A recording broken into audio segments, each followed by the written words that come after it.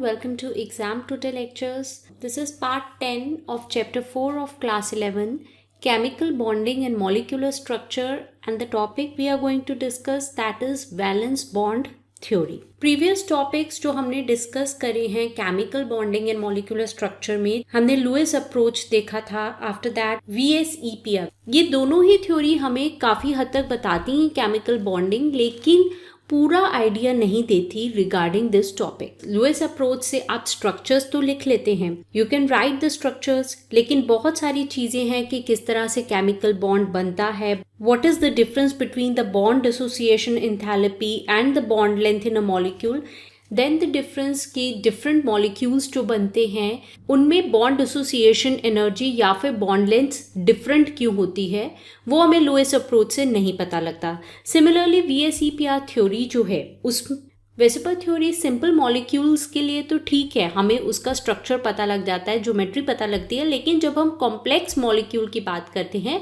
तो वहाँ पे भी ये थ्योरी फेल हो जाती है. अब बहुत सारी लिमिटेशंस थी, उसको ओवरकम करने के लिए दो theories I. One is the valence bond theory and the another one is the molecular orbital theory. इस वीडियो में हम वैलेंस बॉन्ड थ्योरी के बारे में पढ़ेंगे, देन फर्दर वीडियोज में हम मॉलिक्यूलर ऑर्बिटल थ्योरी के बारे में पढ़ेंगे. सो वैलेंस बॉन्ड थ्योरी, सबसे पहले तो अ वेरी सिंपल थिंग कि ये किसने दिया था, that was by the Hitler in London 1927 में. फर्दर डेवलप किया था पॉलिंग एंड उनके जो टीम. सो ये थ्योरी फर्दर डेवलप हुई, लेकिन इसके बाद भी इसके काफ़ी लिमिटेशंस है. So nothing is perfect. उसके बाद जो थ्योरी आएगी तो कुछ कुछ लिमिटेशंस है. Research keeps on going. इस थ्योरी में जो प्राइमरी बेस है कि ये थ्योरी किसके ऊपर बेस्ड है, उसमें कुछ टॉपिक्स आपको जो पता होने चाहिए. That is the concept of atomic orbital, number 1. Number 2 है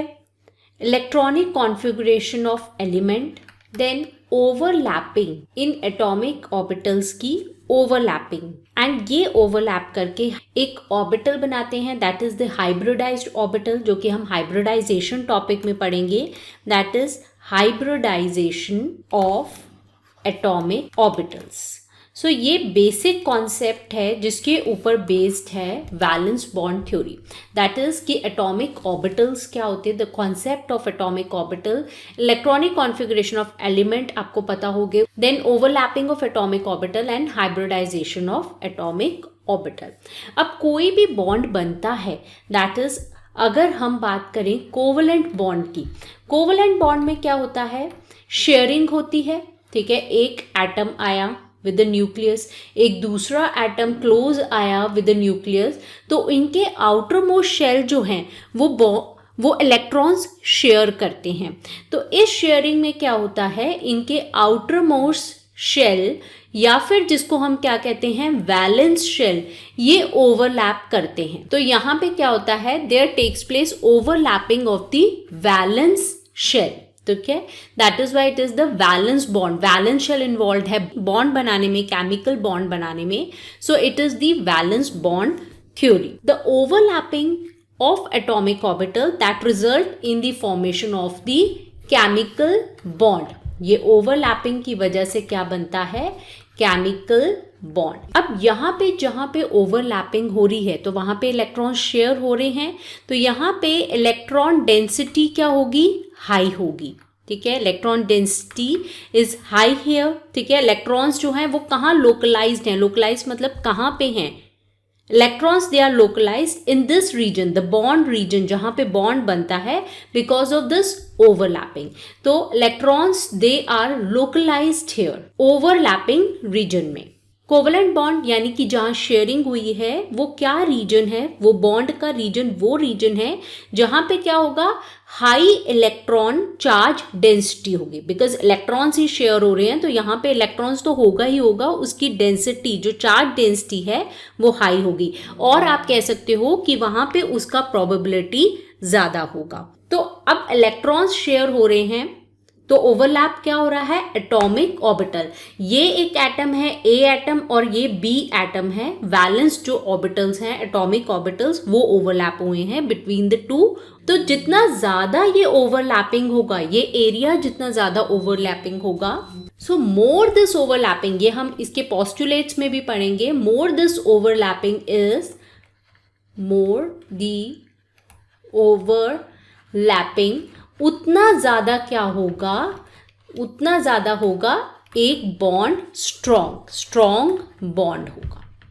सो ये जो इंटर न्यूक्लियर डिस्टेंस कितना होगा जिसमें मैक्सिमम ओवरलैपिंग होगी, एक रीजन होता है that is the bond length, यानी कितना ओवरलैप हो सकता है, न्यूक्लियस जो है इंटर न्यूक्लियस डिस्टेंस हो सकता है, बिकॉज इससे ज़्यादा पास नहीं आ सकते दोनों एटम्स, तो इसको क्या कहते हैं, बॉन्ड लेंथ, जो इंटर न्यूक्लियर डिस्टेंस है। सो हर बॉन्ड के लिए ये एक कंडीशन होती है कि मैक्सिमम एटॉमिक ऑर्बिटल कितना होगा जिसकी वजह से मैक्सिमम बॉन्ड स्ट्रेंथ बनेगी एक पर्टिकुलर इंटरन्यूक्लियर डिस्टेंस पे। So this all is the valence bond approach या फिर वैलेंस बॉन्ड थ्योरी। एग्जाम्पल में हम कंसिडर करते हैं हाइड्रोजन एटम को। सो एग्जाम्पल हम लेते हैं हाइड्रोजन मॉलिक्यूल का कि वो कैसे बनता है। जैसे कि हाइड्रोजन मॉलिक्यूल में क्या होता है, there are two hydrogen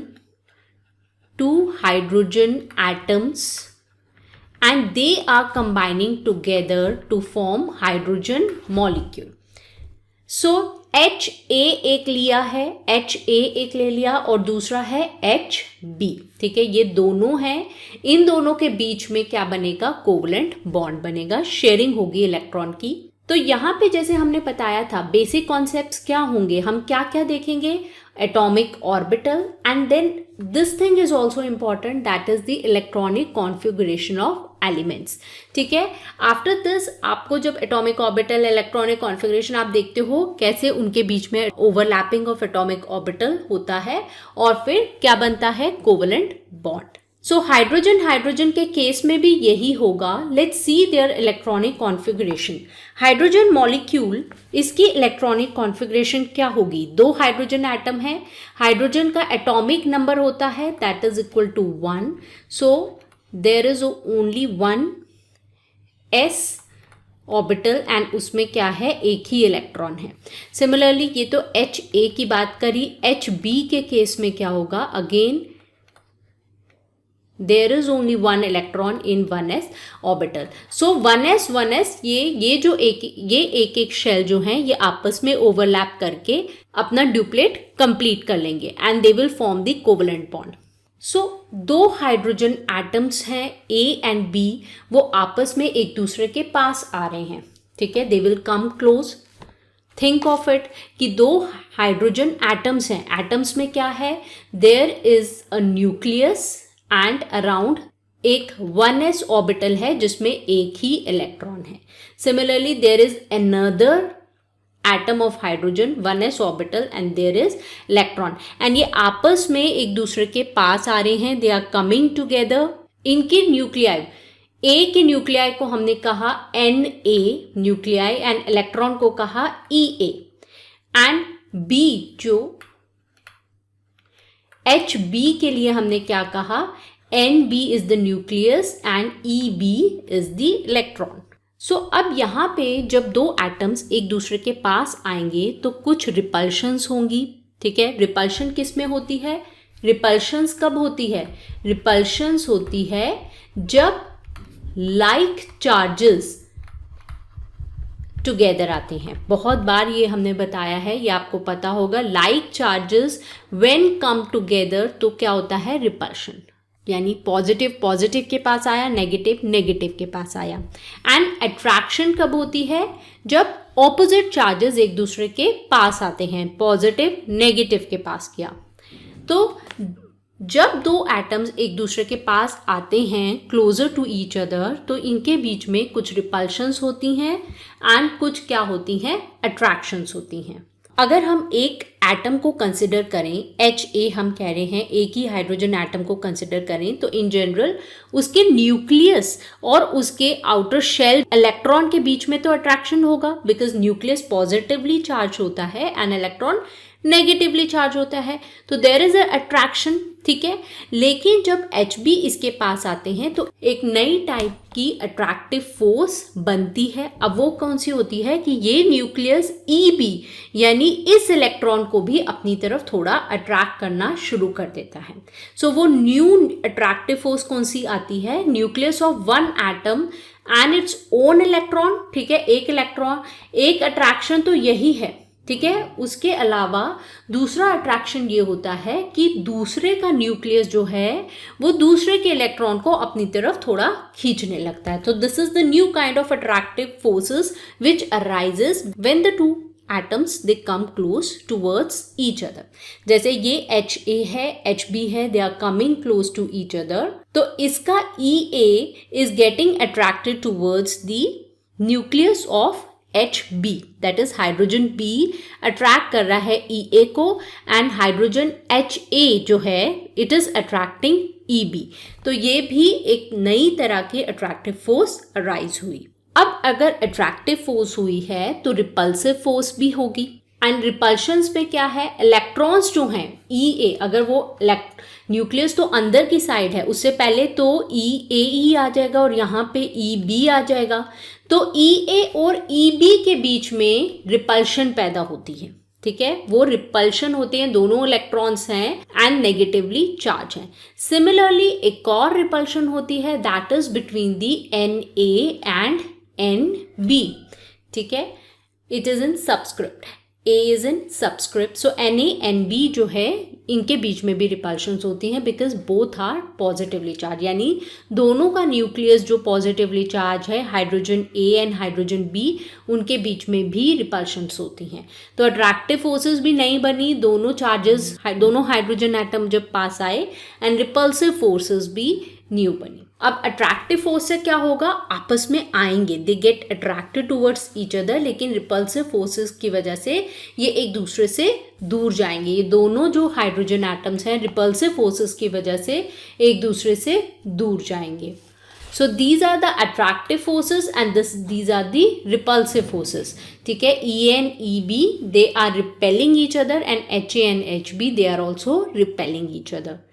So this is the nucleus, positive, negative. But overall ये attractive force जो है वो out पार कर देती है repulsive force को, ठीक है। Through various experimentation it has been proved that attractive force is more than the repulsive force. Repulsion जितना होगा उससे ज़्यादा attraction होता है, तो bond बनेगा ही, तो bond बनेगा ही, तो दोनों एटम्स एक दूसरे के पास आके इलेक्ट्रॉन शेयर कर लेते हैं एंड बॉन्ड बनाते हैं। जब दोनों एटम्स एक दूसरे को अप्रोच कर रहे हैं तो एक स्टेज आ जाएगी जब अट्रैक्शन जितनी होगी, जो net force of attraction equal हो जाएगी नेट फोर्स ऑफ रिपल्शन के, ठीक है। अगर रिपल्शंस एंड अट्रैक्शंस इक्वल हो जाती हैं, एक दूसरे को बैलेंस कर देते हैं, तो मॉलिक्यूल क्या होगा, उसका एनर्जी क्या होगा, मिनिमम एनर्जी होगा, यानी कि वो स्टेबलाइज हो जाएगा, मिनिमम एनर्जी। बिकॉज अगर ज़्यादा एनर्जी होता है तो अनस्टेबल होता है, एंड अगर कम एनर्जी होता है, मिनिमम होता है, तो स्टेबल होता है। तो एक टाइम ये आएगा जब दोनों ही attractive force and repulsive force ये बैलेंस कर देगी, और ओवरऑल जो ये सिस्टम है हाइड्रोजन मॉलिक्यूल का, उसका मिनिमम एनर्जी होगी, यानी वो स्टेबल हो जाएगा। सो मिनिमम एनर्जी हो गई, स्टेबल हो गया, मतलब कि बॉन्ड बन गया। बिकॉज बॉन्ड का मतलब ही बनना ये होता है कि स्टेबिलिटी अटेन होगी। हमने बहुत बार ये डिस्कस किया है कि कोई भी एटम बॉन्ड क्यों बनाता है, अपना ड्यूप्लेट या ऑक्टेट पूरा करने के लिए। तो हाइड्रोजन क्यों बॉन्ड बना रहा है, बिकॉज एक ही इलेक्ट्रॉन है उसके आउटर मोस्ट शेल में, वैलेंस शेल में। अगर वो शेयरिंग कर लेगा, ड्यूप्लेट बना लेगा, तो यहाँ पे 2 इलेक्ट्रॉन्स आ जाएंगे, तो शेयरिंग हो जाएगी एंड उसका ड्यूप्लेट कंप्लीट हो जाएगा, जिसकी वजह से हाइड्रोजन जो कि अनस्टेबल एटम है वो क्या हो जाएगा, एक स्टेबल मॉलिक्यूल बन जाता है। So they form a bond, hydrogen forms a bond जिसका बॉन्ड लेंथ कितना होता है, 74 पिकोमीटर। सो ये मॉडल को हम localized electron model of bonding भी कहते हैं। Localized electron model of bonding, अगर ऐसा कोई नाम आता है तो don't get stressed, localized electron model, समझिए उसको लोकलाइज यानी कि जहाँ पे ओवरलैपिंग हुई है वहाँ पे इलेक्ट्रॉन लोकलाइज्ड है। तो localized electron model of bonding, bonding में क्या है, इलेक्ट्रॉन यहाँ पे एक जगह पे लोकलाइज्ड है। सो जब यहाँ इलेक्ट्रॉनिक कॉन्फ़िगरेशन के बाद दे will form a hydrogen molecule, जिसमें इलेक्ट्रॉनिक कॉन्फ़िगरेशन में क्या होगा, 1s में ड्यूप्लेट पूरा है, this is the hydrogen molecule. So energy minimum हो रही है, एक पॉइंट पे आके स्टेबिलिटी अटेन हो रही है, यानी कि एनर्जी रिलीज आउट हो रही है। जहाँ पे एक हाइड्रोजन एटम एक्साइटेड होता है उसमें ज़्यादा एनर्जी होती है, तो वो एनर्जी कहाँ जाती है, ठीक है, तो एनर्जी रिलीज आउट होती है। तो वो एनर्जी जो रिलीज आउट होती है इन द फॉर्मेशन ऑफ बॉन्ड, ठीक है, जब बॉन्ड बनाने के लिए जो एनर्जी रिलीज आउट होती है, जैसे दो हाइड्रोजन एटम के केस में बॉन्ड बना है और हाइड्रोजन मॉलिक्यूल बन गया है जो कि ज़्यादा स्टेबल है देन एक आइसोलेटेड हाइड्रोजन एटम से। सो ये जो एनर्जी रिलीज आउट होती है during the formation of bond, इसको हम क्या कहते हैं, इसको हम कहते हैं bond enthalpy. To understand more let's see this graph. इसमें क्या हो रहा है, दो hydrogen atoms they are coming together, overlapping is taking place. तो यहाँ पे क्या है, इंटरन्यूक्लियर डिस्टेंस, इस एक्सिस पे इंटरन्यूक्लियर डिस्टेंस है। इंटरन्यूक्लियर यानी कि दो हाइड्रोजन एटम्स हैं HA एंड HB। इंटरन्यूक्लियर इनके न्यूक्लियस के बीच का डिस्टेंस यहाँ पे ज़्यादा है, अभी बॉन्ड नहीं बना, ठीक है, धीरे धीरे ये कम हो रहा है, they are approaching towards each other. तो इनका जो वैलेंस बॉन्ड है, वैलेंस शेल ओवरलैप करके इलेक्ट्रॉन शेयर करेगा, ओवरलैपिंग टेक्स प्लेस, तो इनका इंटरन्यूक्लियर डिस्टेंस क्या है, कम हो रहा है। एंड इस साइड पे अगर आप देखेंगे इस एक्सिस पे there is energy and units हैं उसके किलोजूल्स पर मोल। एनर्जी क्या हो रही है, अगर यहाँ पे इंटरन्यूक्लियर डिस्टेंस ज़्यादा है, एनर्जी इतनी है, पहले तो जब ये अप्रोच करते हैं एक दूसरे को एनर्जी कम हो रही है, ठीक है, it is decreasing and minimum यहाँ पे इतनी हो रही है। तो कितनी रिलीज आउट हुई है, मिनिमम क्या आया है, दिस मिनिमम पे ओवरलैपिंग हो रही है। एंड जब ओवरलैपिंग हो गई यानी कि बॉन्ड बन गया, बॉन्ड इज फॉर्म्ड। तो मिनिमम कितनी हुई, मिनिमम हुई 435.8 किलोजूल्स पर मोल, यानी कि this is the bond enthalpy, that is the energy which is released out during the formation of hydrogen bond in the hydrogen molecule. 435.8 kilojoules mole inverse energy is released out. So अगर आपको इसको तोड़ना है, उल्टा अगर हम देखें the potential energy curve है ये, तो अगर आपको हाइड्रोजन मॉलिक्यूल के बॉन्ड को तोड़ना है तो आपको इतना एनर्जी प्रोवाइड करना पड़ेगा so that हाइड्रोजन एटम्स अलग हो जाएं। दैट विल बी उस टाइम पे जब ये तोड़ने के काम पे आएगा, एक मॉलिक्यूल के बॉन्ड को तोड़ने के काम पे इतनी एनर्जी जब आएगी, उस टाइम पे हम इसको क्या कहेंगे, bond dissociation energy, because bond dissociate हो रहा है, टूट रहा है, डिसोसिएशन एनर्जी। सो अब इस पूरे ओवरऑल में हमने यही देखा कि ओवरलैपिंग इज़ वेरी इंपॉर्टेंट, ठीक है, this is an important concept कि जो एटॉमिक ऑर्बिटल्स हैं जब बॉन्ड बनता है तो वो ओवरलैप होते हैं। सो ऑर्बिटल्स दे ओवरलैप, जैसे हाइड्रोजन एटम्स में भी होते हैं, when hydrogen atoms they come near to each other and इनके एटॉमिक ऑर्बिटल्स दे आपस में क्या करते हैं, मर्ज करते हैं, ओवरलैपिंग होती है।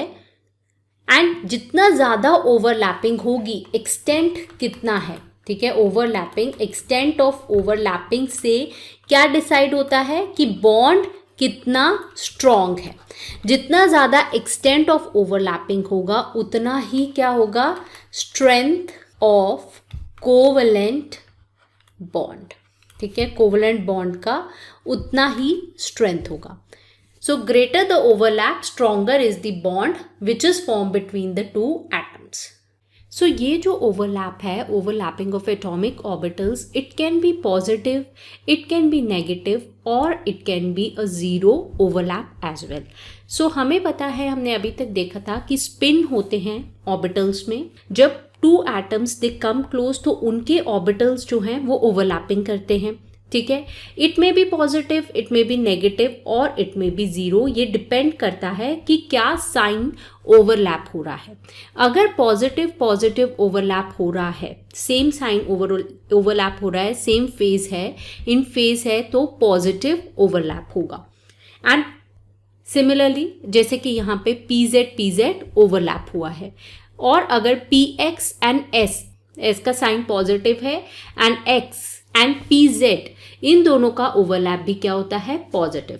सिमिलरली अगर PX आपस में ओवरलैप कर रहे हैं इस तरह से, positive positive and negative negative, ये ओवरलैप भी क्या होगा, पॉजिटिव ओवरलैप होगा। सो बॉन्ड बनने के लिए पॉजिटिव ओवरलैप चाहिए होता है, ठीक है। जब इन फेस होंगे दोनों ऑर्बिटल सेम साइन के होंगे तो ही वो ओवरलैप करते हैं, ठीक है। ये ऑपोजिट है, लाइक चार्जेस रिपेल करते हैं, ये वो चार्ज नहीं है, ठीक है। This is not the charge, electric charge नहीं है, ये चार्ज नहीं है, ये साइन है, स्पिन है ऑर्बिटल का, ठीक है। तो सेम स्पिन होना चाहिए। Don't confuse it with that concept कि लाइक चार्ज टू रिपेल करते, it is a spin. So in face होना चाहिए, सेम फेस होना चाहिए दोनों ऑर्बिटल का, सो दैट वो आपस में ओवरलैप कर सकें। सो बॉन्ड बनने के लिए जो साइन सेम होना चाहिए या फेस सेम होना चाहिए, एंड ओरिएंटेशन क्या है स्पेस में वो भी सेम होना चाहिए। जैसे Z के साथ कर रहा है, S ऑर्बिटल किसी के साथ भी ओवरलैप कर सकता है बिकॉज स्फेरिकल है, नॉन डायरेक्शनल है, तो इसीलिए ये किसी के साथ भी ओवरलैप कर सकता है, X के साथ करता है। सो डायरेक्शनल प्रॉपर्टीज होती हैं बॉन्ड फॉर्मेशन में। So these are the directional properties. Similarly अगर हम यहाँ पे देखें नेगेटिव ओवरलैप के केस में Z एंड X जो है, यहाँ पे पॉजिटिव स्पिन जो है एंड यहाँ पे नेगेटिव अगर आता है सामने, तो ये ओवरलैप नेगेटिव ओवरलैप होगा। सो नेगेटिव ओवरलैप में क्या हो रहा है, दोनों का जो फेस है वो डिफरेंट है, सेपरेट फेस है, उनका साइन डिफरेंट है, ओरिएंटेशन डिफरेंट है, तो that is the negative face overlap. जैसे कि Z पॉजिटिव नेगेटिव। सिमिलरली यहाँ पे क्या है, Z and S negative side is overlapping, negative side of PZ overlapping with the S जैसे कि उसका साइन क्या होता है, पॉजिटिव ही होता है। सिमिलरली उल्टा हो गया, यहाँ पे PX एंड PX जो है वो ऑपोजिट ओवरलैप कर रहे हैं, so this is the negative overlap.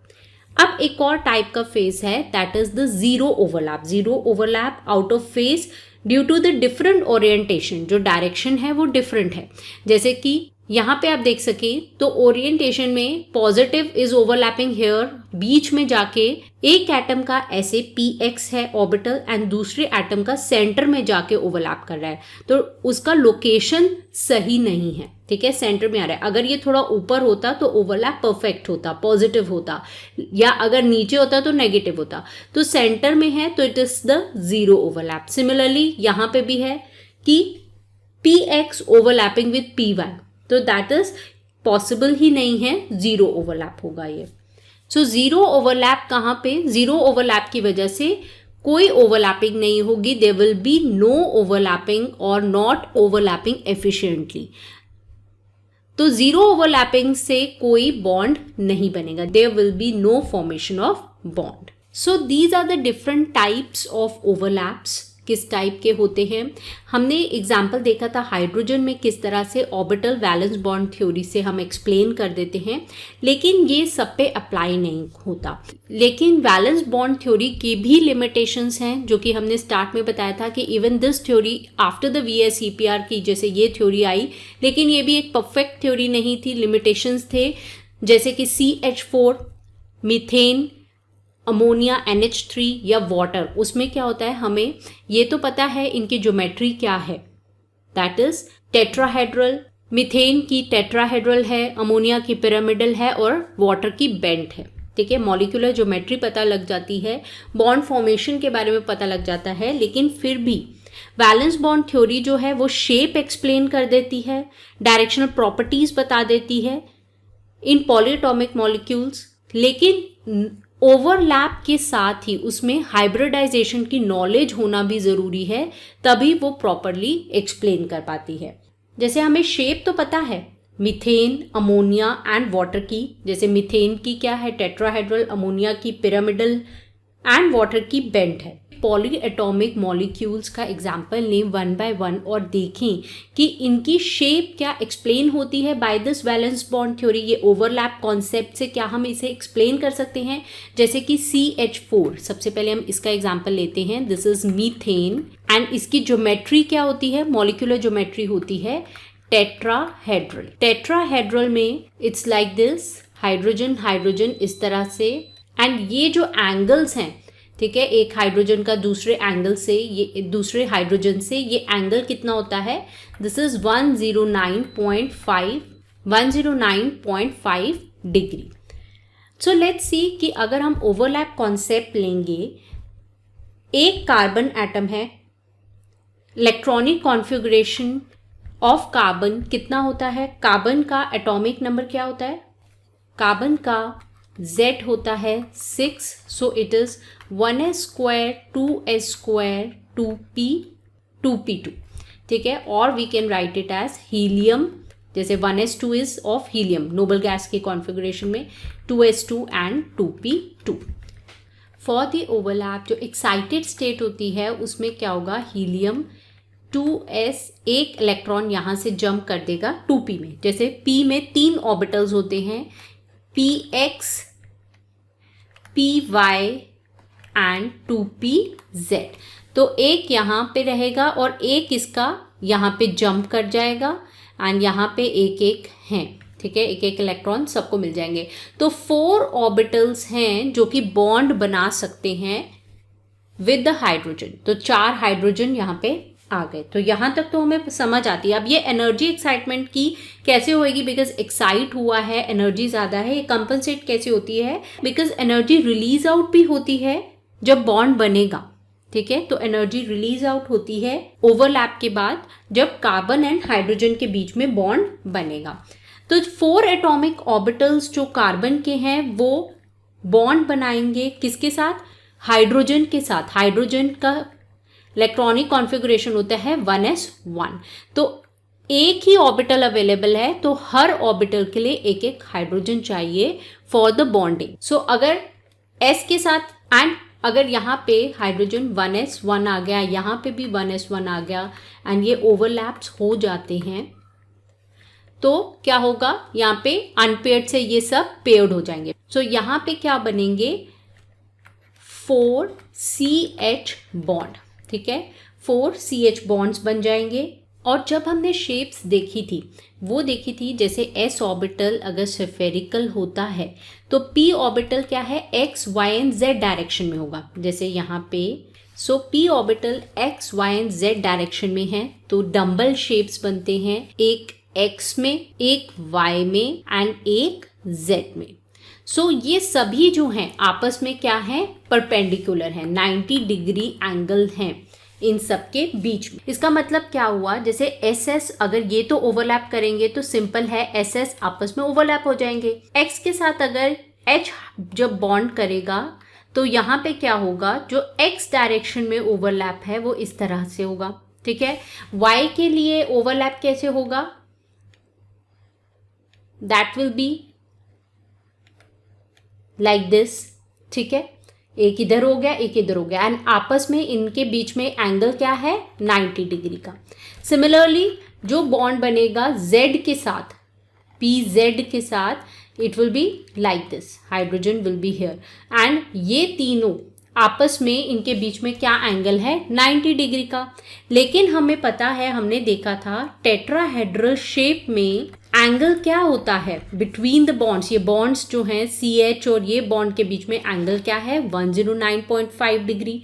तो ये तो एक्सप्लेन नहीं हुआ, जबकि ये आपस में जो बॉन्डिंग्स हैं स्फेरिकल, SS वाला तो कहीं से भी आके बॉन्ड बना लेगा, उसके बीच में कोई एंगल नहीं होगा, लेकिन बाकी के 3 तो 90 डिग्री पे होंगे, लेकिन ये तो 109.5 बोल रहा है, ठीक है। तो टेट्राहेड्रल शेप इससे एक्सप्लेन नहीं होती। सिर्फ अगर हम ओवरलैप की बात करें कि हाँ हमें ये तो पता लगा, ये यहाँ तक तो ठीक है, लेकिन जब हम बात करते हैं कि डायरेक्शनल कैरेक्टरिस्टिक कि क्या एंगल होगा, तो हमें सिर्फ ओवरलैप का कॉन्सेप्ट से हम एक्सप्लेन नहीं कर सकते, वहाँ पे हमें हाइब्रिडाइजेशन भी पता होनी चाहिए and that we will study in our next video, hybridization क्या होता है।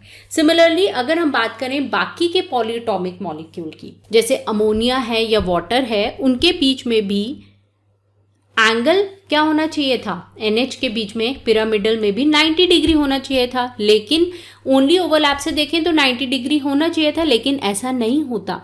एंगल जो NH का एंगल जो होता है पिरामिडल में, it is 107 degree. Similarly water के केस में भी क्या होता है, एंगल 104.5 डिग्री। सो ये डिफरेंट एंगल्स क्यों आते हैं, that we can not explain only with the valence bond theory, यानी ओवरलैप कॉन्सेप्ट से हम नहीं खाली बता सकते, उसके लिए हमें हाइब्रिडाइजेशन के बारे में भी इंफॉर्मेशन होनी चाहिए। सो ओवरलैप हमने देख लिया and there are different type, जैसे यहीं से हमें पता लगा कि SS ओवरलैप हो रहा है, देन S का P के साथ ओवरलैप हो रहा है, तो इनके डिफरेंट नेम्स होते हैं and these are the types of overlapping and nature of covalent bond. Basically दो टाइप में हम डिवाइड करते हैं, एक होता है सिग्मा बॉन्ड एंड दूसरा होता है पाई बॉन्ड। तो सिग्मा बॉन्ड जो है इसको हम एंड टू एंड ओवरलैप या हेड ऑन ओवरलैप भी कह देते हैं। Head on overlap of bonding, ठीक है, इंटरन्यूक्लियर एक्सिस के ऊपर बॉन्डिंग हो रही है, या एक्सियल ओवरलैप भी कह देते हैं। तो इसमें कैसे बनता है सिग्मा, जो कि हम इससे डिनोट करते हैं like this is sigma bond, ठीक है। सो या तो S ऑर्बिटल S के साथ जब ओवरलैप करता है, ऐसे केस में दो हाफ फिल्ड S ऑर्बिटल हैं, there are 2 half filled S orbital.